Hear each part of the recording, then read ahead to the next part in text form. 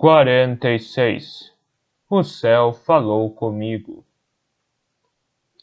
Janeiro de 1816. Era um dia escuro. Um vento gelado lançava flocos de neve contra as janelas da biblioteca de Mr. Norrell, onde Childermas escrevia uma carta comercial. Embora fossem apenas 10 horas da manhã, as velas já estavam acesas. Os únicos sons vinham dos carvões queimados na lareira e da pena de Childermas no papel. Praça Hanover. Para Lord Sidmouth, ministro do Interior, 8 de janeiro de 1816. Milord, Mr. Norrell solicita-me que o informe de que foram concluídos os encantamentos que visam impedir a cheia dos rios no condado de Suffolk. A fatura será enviada hoje para Mr. Wine, no tesouro. Em algum lugar dobrava um sino.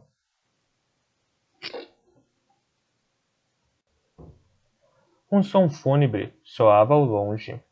Childermas mal notou. Contudo, sob a influência do sino, toda a sala tornou-se mais escura e desolada. A magia conservará as águas dentro dos limites do curso habitual dos rios. Entretanto, Mr. Leaves, o jovem engenheiro empregado pelo vice-rei de Suffolk para avaliar a resistência das pontes atuais e de outras estruturas adjacentes aos rios, expressou algumas dúvidas. Diante dele surgiu uma paisagem fúnebre. Ele a via com nitidez, como se fosse um lugar que conhecesse bem ou uma pintura que tivesse visto todos os dias, por anos e anos. Uma vasta paisagem de campos castanhos vazios e prédios arruinados sob um céu cinzento e triste. Quanto às pontes sobre o Stour e o Orwell serem capazes de resistir ao fluxo mais violento de água, que por certo ocorrerá em épocas de chuva torrenciais, Mr. Leaves recomenda uma inspeção imediata e completa das pontes, dos moinhos e baixios de Suffolk, a começar pelo Stour e pelo Orwell. Fui informado de que ele já escreveu a sua senhoria a respeito do assunto. Não pensava mais apenas na paisagem. Parecia-lhe, na verdade, que estava lá, parado numa velha estrada sulcada e antiga que por uma colina negra subia em zigue-zague, em direção ao céu, onde aves negras se juntavam num enorme bando. Mr. Norrell não dá a magia por encerrada. Em sua opinião, ela durará tanto como os outros rios. Porém, recomenda a sua senhoria que os encantamentos sejam revistos dentro de 20 anos. Na próxima terça-feira, Mr. Norrell começará a realizar a mesma magia no condado de Norfolk. As aves eram como letras negras contra o céu cinzento. Ele pensou que num instante entenderia o significado daquela escrita. As pedras na estrada antiga eram símbolos que prediziam a jornada do viajante. Childermas voltou a si num sobressalto. A pena lhe escapuliu da mão e a tinta respingou na carta. Olhou em volta, confuso, aparentemente não sonhara. Todos os objetos antigos e familiares estavam presentes. Os livros nas estantes, os espelhos o dia inteiro, as tenazes de remexer brasas, a estatueta de porcelana de Martin Pale. Mas a confiança nos próprios sentidos fora abalada, não mais cria que os livros, os espelhos e a estatueta de porcelana estivessem ali de fato. Era como se tudo o que conseguisse ver fosse uma mera película que ele poderia rasgar com uma unha do dedo, para encontrar atrás dela a paisagem fria e deserta. Os campos cor de castanha estavam parcialmente inundados, encordoados por cedeiras de lagoas cinzentas e gélidas. A configuração das lagoas tinha um significado. Elas haviam sido escritas nos campos pela chuva. Eram magia feita pela chuva, assim como os saltos das aves negras contra o cinza eram um encantamento lançado pelo céu e o movimento dos capins castanhas cinzentados era um encantamento lançado pelo vento. Tudo tinha um significado. Childermas se afastou da escrivaninha num salto, estremecendo. Virou-se às pressas e tocou a sineta para chamar o criado. mas mesmo enquanto esperava, a magia começou a se reafirmar. Quando Lucas apareceu, o procurador já não sabia ao certo se estava na biblioteca de Mr. Norrell ou parado numa estrada antiga. Lucas o olhou com um ar preocupado. Mr. Childermas, sente-se indisposto? Não se preocupe. Onde está Mr. Norrell? No Ministério da Magia, senhor. Pensei que soubesse. A carruagem veio buscá-lo uma hora atrás. Creio que ele voltará em breve. Não, replicou Childermas. Não pode ser. Não pode ter saído.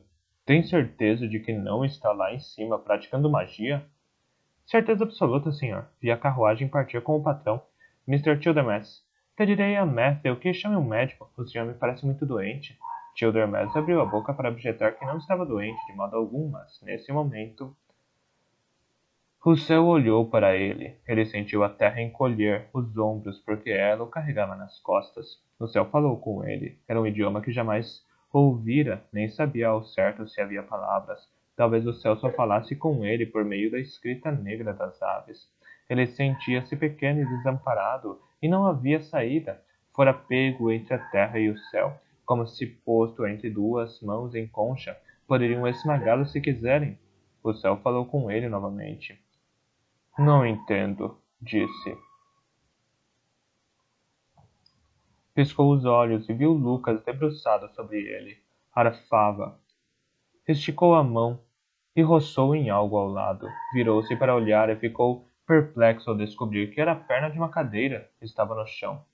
O que aconteceu? Perguntou. O senhor está na biblioteca, disse Lucas. Acho que desmaiou. Ajude-me a me levantar. Preciso falar com Mr. Norrell. Mas, senhor, já disse que... Não, explicou Childermas. Engana-se. Ele deve estar aqui. Deve estar. Leve-me lá para cima. Lucas o ajudou a se levantar e a sair da sala. Mas ao chegarem à escada, ele quase caiu novamente. Então Lucas chamou Matthew e o outro lacaio e juntos sustentaram Childermas e o carregaram até o pequeno escritório no segundo andar, onde Mr. Norrell costumava realizar suas magias mais privadas. Lucas abriu a porta. Lá dentro, o fogo ardia na lareira. Penas de escrever, canivetes, porta-penas de escrever e lápis estavam dispostos de forma ordenada numa pequena bandeja. O tinteiro cheio estava fechado com a tampa de prata. Livros e canhenhos estavam empilhados com um capricho ou postos num canto. Tudo limpo, lustroso e em perfeita ordem. Evidentemente, Mr. Norrell não estivera ali de manhã. Childermas afastou de si o lacaio. Ficou parado, observando a sala com perplexidade. O senhor vê? Disse Lucas. É como lhe falei, o patrão está no Ministério da Marinha. Sim, disse Childermas. Mas não fazia sentido se a magia sinistra não era de Mr. Norrell, de quem seria então? Mr. Strange esteve aqui? Indagou. Não, de forma alguma, respondeu Lucas, indignado. Creio conhecer meus deveres o suficiente para não deixar Mr. Strange entrar nesta casa. O senhor ainda me parece indisposto. Vou chamar um médico. Não, não. Sinto-me melhor, bem melhor. Por favor, ajude-me a me sentar. Childermas prostrou-se numa cadeira, soltando um suspiro. Mas, em nome de Deus, por que me olham assim? Acenou, dispensando-se. Matthew, não tem o que fazer? Lucas, traga-me um copo d'água. Ainda estava zonzo e confuso, mas a sensação de enjoo diminuíra. Podia descrever a paisagem com detalhes. A imagem dela estava fixada em sua cabeça. Podia experimentar o gosto de sua desolação, de seu caráter onírico, mas já não sentia o perigo de nela se perder.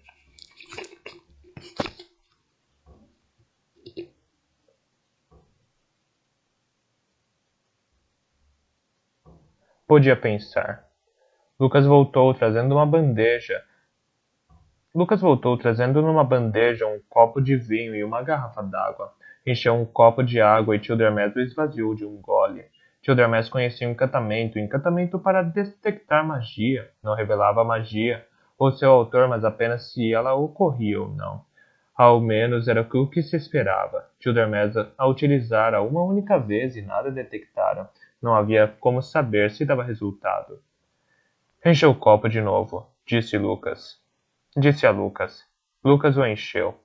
Dessa vez, Childermas não bebeu a água, limitou-se a murmurar algumas palavras para o copo.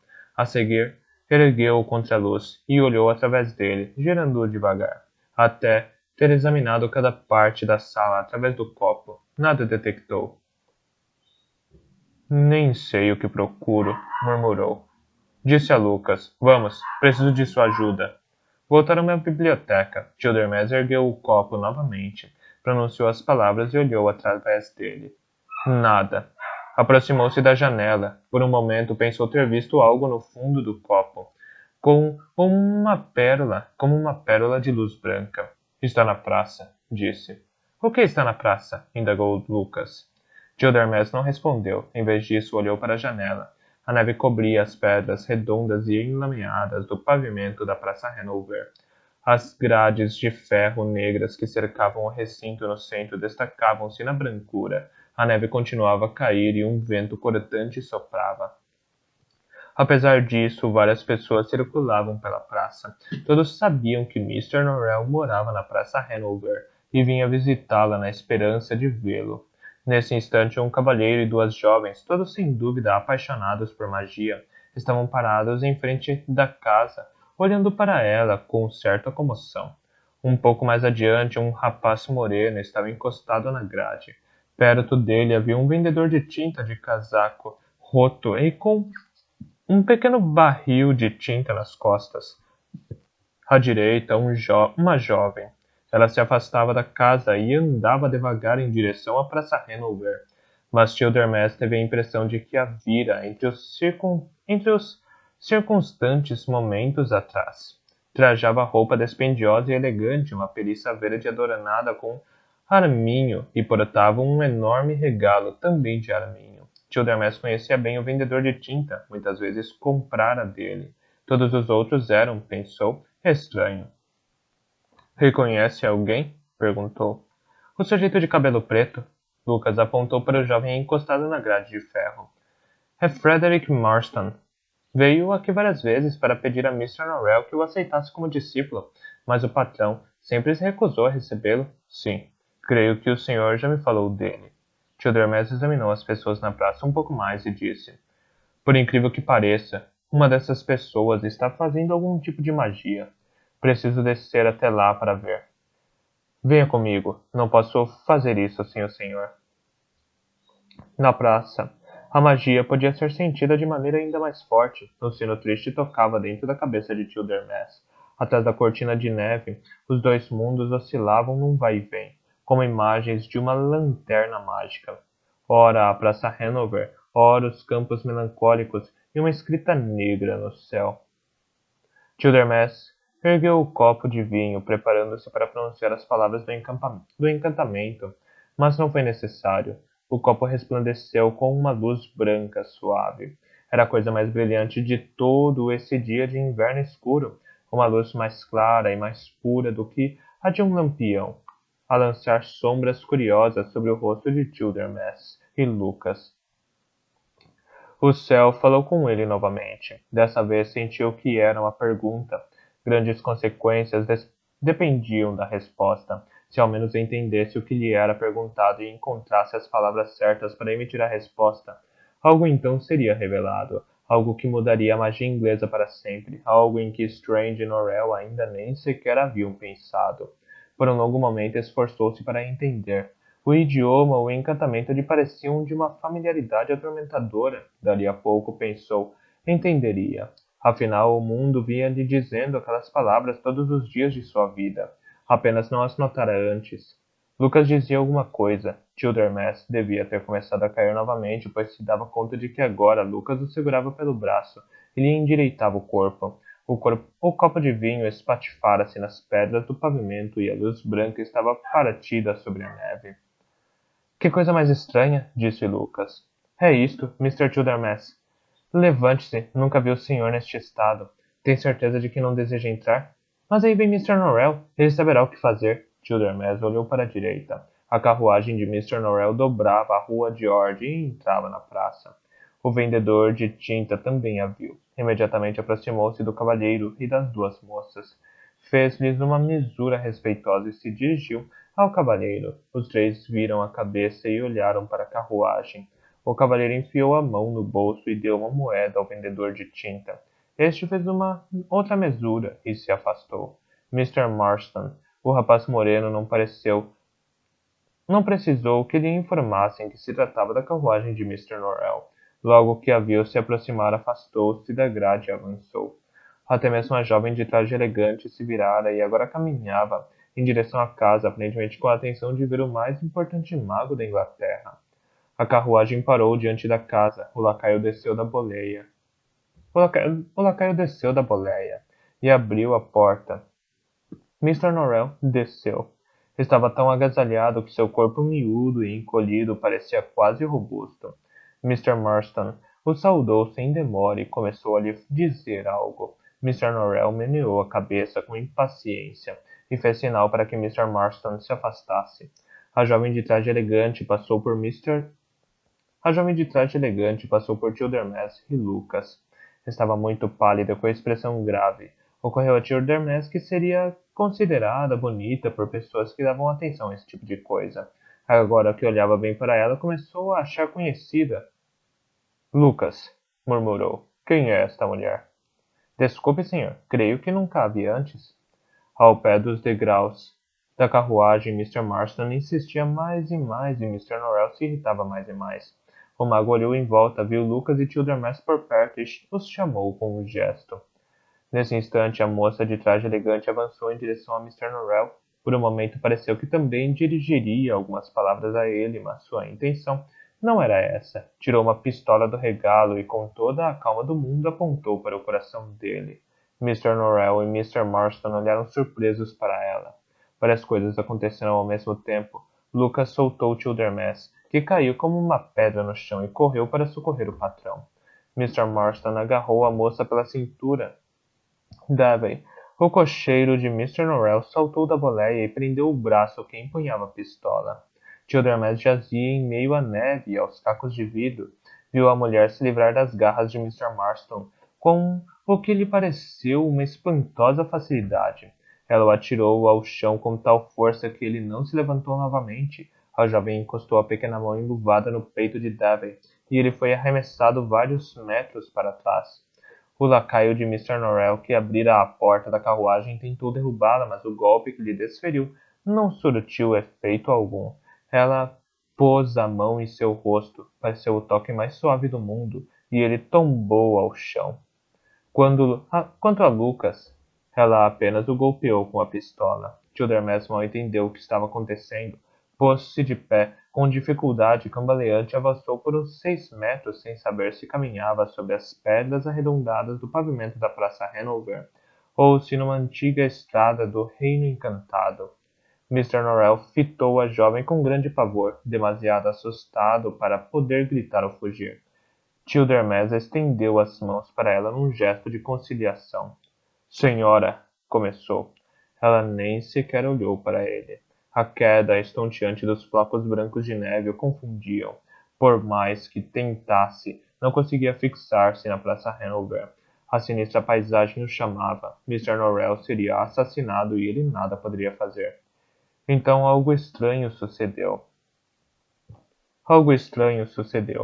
A Praça Hanover desapareceu. Mr. Norrell, Lucas e todos os demais desapareceram. Mas a jovem permaneceu. Estava parada diante dele na estrada antiga, debaixo do céu, com as aves negras em alvoroço e aos saltos. Ela ergueu a pistola e afastando-a do reino encantado e aproximando-a da Inglaterra, apontou para o coração de Mr. Norrell. Senhora, repetiu Childermas. Ela o olhou com uma fúria fria e ardente. Nada que ele pudesse dizer a deteria, nem neste mundo nem em qualquer outro. Por isso fez a única coisa que lhe ocorreu. Agarrou o cano da pistola. Soou um disparo, um som insuportavelmente alto. Foi a força do barulho. Childermas supôs que o lançou de volta à Inglaterra. De súbito viu-se meio sentado, meio deitado, na Praça Hanover, recostado nos degraus da carruagem. Não sabia onde Norrell se encontrava, nem se estava morto. Supôs que deveria ir descobrir, mas concluiu que não se importava muito e por isso permaneceu onde estava. Apenas com a chegada de um médico ele entendeu que a jovem de fato disparara contra alguém e que esse alguém era ele próprio. O restante desse dia e grande parte do seguinte transcorreram numa confusão de dor e sonhos induzidos por Láudano. Às vezes, Childermas achava que estava parado numa estrada antiga debaixo do céu, que falava, mas agora Lucas estava com ele conversando sobre damas de honra e baldes para carvão. Uma corda bamba cruzava o céu de um lado a outro e várias pessoas andavam nela. Strange estava lá, Mr. Norrell também. Os dois tinham pilhas de livros nas mãos. Estavam John Murray, o editor, Vínculos e muitos outros. Às vezes a dor no ombro de Childermas fugia dele, corria pelo quarto e se escondia.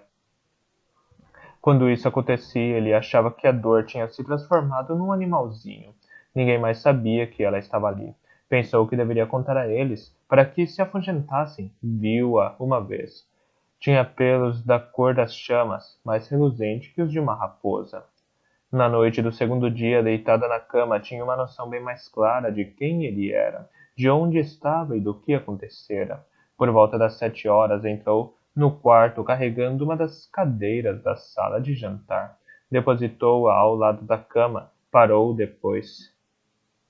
Depositou-a ao lado da cama. Pouco depois, Mr. Norrell entrou e nela se sentou. Por alguns instantes, Mr. Norrell nada fez, senão mirar as cobertas com expressão ansiosa. A seguir murmurou uma pergunta. Childermas não ouviu o que ele disse, mas supondo que Mr. Norrell evidentemente lhe perguntava sobre saúde, fosse dizer que esperava estar melhor em 2 dias. Mr. Norrell o interrompeu e repetiu, ríspido. Porque realizou o escopo de Bellasis. O quê? Replicou Childermas. Lucas contou que o senhor andou fazendo magia, disse Mr. Norrell. Insisti que a descrevesse para mim. Obviamente reconheci o escopos de Bellasis. 108ª nota. Assumiu um ar mais sério e desconfiado. Por que a fez? E para ir mais direto ainda ao ponto onde a aprendeu. Como posso realizar meu trabalho sendo a todo instante traído dessa forma? É espantoso que eu tenha obtido algum êxito, estando cercado por criados que aprendem encantamentos pelas minhas costas e discípulos que desfazem tudo o que logrei realizar. Childermas lançou-lhe um olhar de amena exasperação. O senhor mesmo me ensinou? Eu? Exclamou Mr. Norrell. A voz vários tons acima do nível habitual. Antes de o senhor vir para Londres, na época em que se dedicava à sua biblioteca em Hartfield, quando eu costumava viajar pelo país para lhe comprar livros valiosos, o senhor me ensinou encantamento caso algum dia eu viesse a conhecer alguém que se declarasse prático de magia. O senhor temia que outro mago pudesse... Sim, sim, disse Mr. Norrell com impaciência. Lembro-me agora. Mas isso não explica por que estava fazendo magia na praça ontem de manhã? Porque havia magia em toda parte. Lucas não notou coisa alguma? Não faz parte das obrigações de Lucas saber quando ocorre uma magia. Isso cabe a mim. Foi a coisa mais estranha que jamais vi. Pensei o tempo inteiro que estava num lugar totalmente diferente. Creio que durante algum tempo corri um perigo real. Não entendo bem onde ficava esse lugar. Tinha algumas características curiosas, que em breve descreverei, mas com certeza não era a Inglaterra. Penso que se tratava do Reino Encantado. Que tipo de magia produz tal efeito e de onde vinha? Seria possível que aquela mulher fosse uma maga? Que mulher? A mulher que atirou em mim? Mr. Norrell emitiu um breve som de irritação. A bala o afetou mais do que supôs, retrucou com desdém. Se ela fosse uma grande maga, crê mesmo que o senhor teria conseguido frustrar seus planos com tanta facilidade? Não havia outro mago na praça, muito menos aquela mulher. Por quê? Quem era ela? Mr. Norrell calou-se por um momento. Depois disse: A esposa de Sir Walter Pole, a mulher que ressuscitei. Childermas calou-se por um momento. Bem, isso me surpreende, disse afinal. Consigo imaginar várias pessoas com um bom motivo para apontar uma pistola para seu coração, mas não entendo por que essa mulher seria uma delas. Disseram-me que enlouqueceu, explicou Mr. Norrell. Fugiu das pessoas encarregadas de vigiá-la e veio até aqui para me matar. O que creio que concordará é prova suficiente de sua loucura. Os olhos cinzentos e miúdos de Mr. Norrell se desviaram. Afinal de contas, sou tido como benfeitor dela. Childermas mal prestava atenção.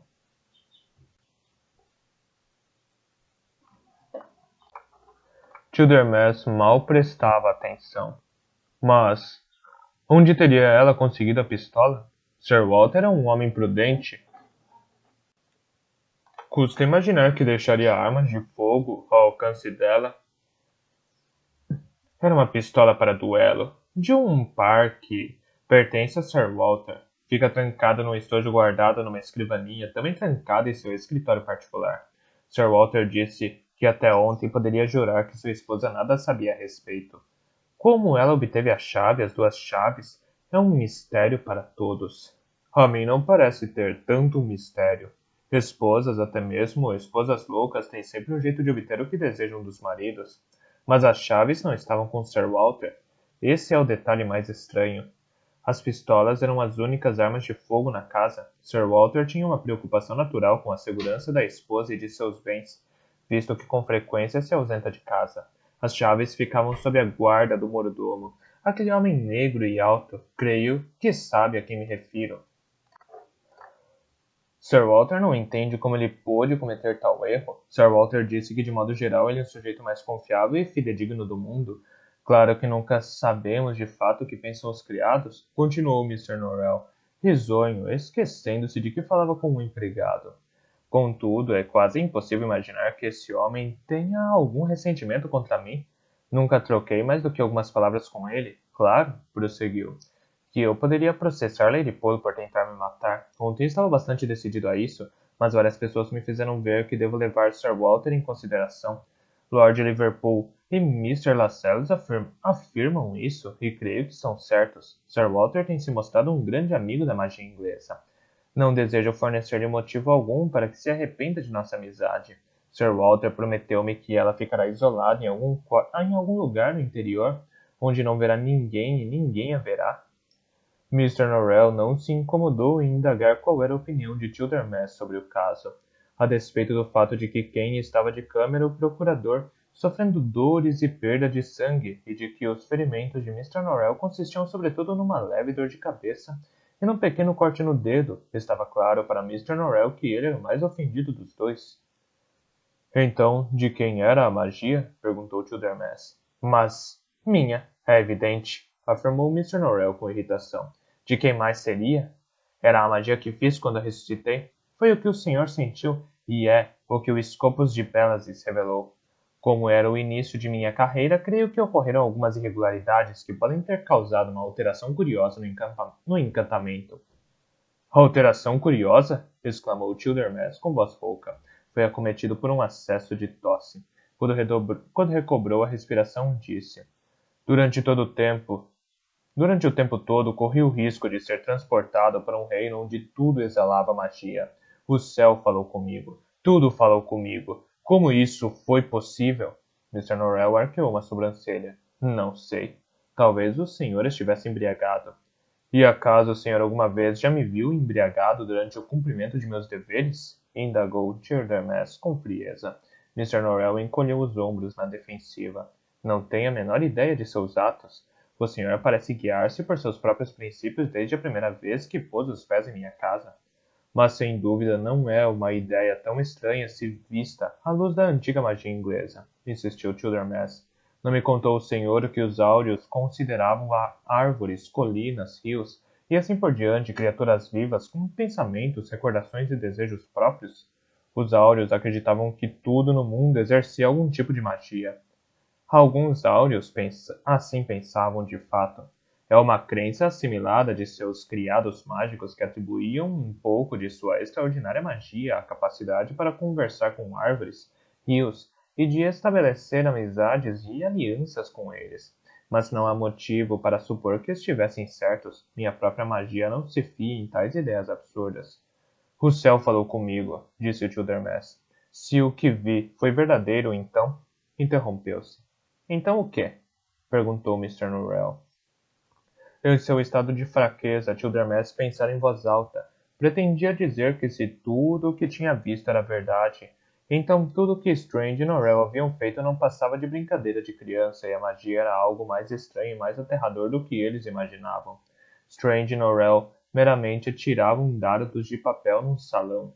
enquanto a magia real voava a grande altura, precipitava-se e girava com asas enormes no céu, sem limites, muito, mas muito acima deles. Mas dando-se conta de quão improvável seria que Mr. Norrell aceitasse uma visão assaz otimista de tais ideias, manteve-se calado. De qualquer maneira, curiosamente, Mr. Norrell pareceu ter lido seus pensamentos. Ah! Exclamou com uma ira repentina. Muito bem. Então é assim? Nesse caso, aconselho a se unir imediatamente a Strange, Murray e todos os outros traidores. Creio que descobrirá que as ideias deles se ajustam bem mais à sua atual mentalidade. Estou certo de que o aconselharão com enorme prazer, e o senhor poderá lhes revelar todos os meus segredos. Acho provável que lhe paguem bem por isso. Serei arruinado e, Mr. Norrell, acalme-se. Não pretendo começar um novo trabalho. O senhor é o único patrão que pretendo ter. Fez-se outro breve silêncio, que talvez tenha dado a Mr. Norrell tempo para refletir sobre a inadequação de discutir com o homem que lhe salvara a vida ainda no dia anterior. Num tom mais ponderado, disse: Creio que ainda não lhe contaram. A esposa de Strange morreu. O quê? Morreu. Soube por Sir Walter. Aparentemente, ela saiu para um passeio na neve, muito imprudente. 2 dias depois, estava morta. Childermas sentiu frio. A paisagem sinistra de súbito tornou-se mais próxima, bem debaixo da pele da Inglaterra. Ele podia quase se ver na estrada antiga novamente. E Arabella Strange estava na estrada à frente dele, de costas para ela. Caminhava sozinha pelas terras cinzentas e frias sob a magia do céu que falava. Disseram-me, continuou Mr. Norrell, totalmente alheio à palidez e aos arquejos repentinos de Childermas, que Lady Pole ficou muito desconsolada com a morte de Mrs. Strange. Foi possuída por uma angústia desmedida. Parece que eram amigas, só agora tive conhecimento disso. Se tivesse sabido antes, talvez tivesse. Interrompeu-se e em seu rosto transpareceu uma emoção íntima. Agora, porém, não importa mais. Uma está louca, a outra morta. Até onde Sir Walter pode dizer, parece que Lady Pole me considera de algum modo culpado pela morte de Mrs. Strange. Fez uma pausa, depois, para que não pairasse dúvida alguma sobre o assunto, acrescentou: o que, é claro, é um disparate. Nesse momento, entraram no quarto 2 médicos eminentes que Mr. Norrell chamara para cuidar de Childermas. Ficaram surpresos de ver o mago no quarto, surpresos e contentes. O rosto sorridente, o corpo bamboleante e irreverente de ambos exprimiram que julgavam um agradável exemplo da condescendência do grande homem. Fazer uma visita a seu empregado, disseram-lhe raras vezes ter visto uma casa em que o patrão se preocupava tanto com a saúde de seus subalternos ou em que os empregados estivessem mais ligados ao patrão por laços de respeito e sincero afeto que pelos do mero dever. Mr. Norrell, não suscetível a lisonjas como a maioria dos homens, começou a pensar que talvez estivesse de fato fazendo algo excepcionalmente virtuoso. Estendeu a mão com a intenção de afagar a mão de Childermas de uma forma amigável e condescendente.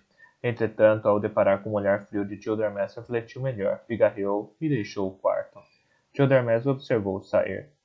Todos os magos mentem e este, mais do que todos, dissera Vínculos.